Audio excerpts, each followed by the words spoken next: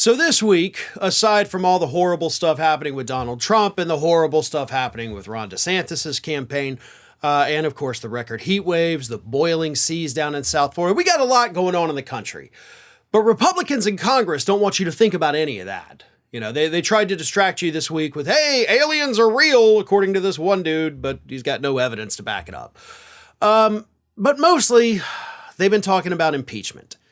Kevin McCarthy kicked off the week by going on Sean Hannity's program, telling him that the investigation into Biden may very soon lead into impeachment inquiry territory, which of course would give Republicans more clearance to, conduct a full-blown investigation in a broader scope than they're already doing.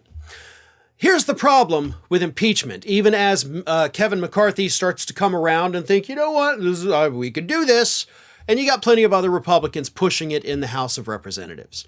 Now, the biggest problem, as everyone knows, is that you're not going to get 2/3 of the Senate to vote to convict and remove him. So even if you impeach him in the House, it's not going to do anything because the trial in the Senate goes nowhere. But now Republicans have an even bigger problem than not being able to impeach him in the Senate, because it appears that Republicans don't even have the numbers to impeach him in the House, folks. The current makeup of the U.S. House of Representatives is 222 Republicans to 212 Democrats, a 10-person differential. Which means if you take 5 people away from the Republicans and they go and vote for the Democrats, you've got a tie, 217 to 217. And I can tell you right now that there are more than 5 Republicans in the House of Representatives who very clearly are not in favor of impeaching President Biden. And I'm not just talking about all the moderates in the swing districts out there who know how toxic it is. I'm also talking about one member of the House Freedom Caucus, right? The extreme far-right members in the House. Ken Buck came out this week, interview on CNN, and he says this: it's absolutely Congress's role to look at possible impeachment, but I also think that if that is just a political game, that we need to make sure that the criminal case goes forward. But this is impeachment theater. We right now are starting the appropriations process, and there is not consensus on the Republican side about what the numbers should be. Kevin McCarthy promised when he was running for Speaker one set of numbers, and then he made an agreement with President Biden for the debt ceiling increase and another set of numbers.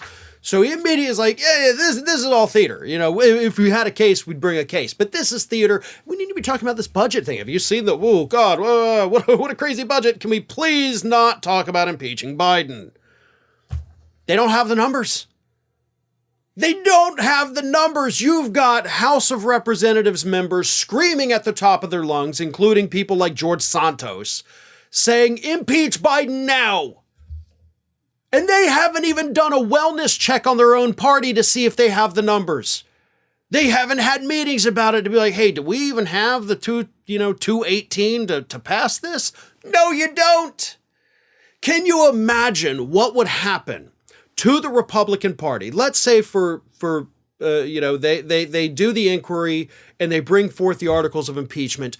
They put them on the House floor. Obviously, all of conservative media is going wild about this. We're about to get him. We're going to take him down. And then the vote fails.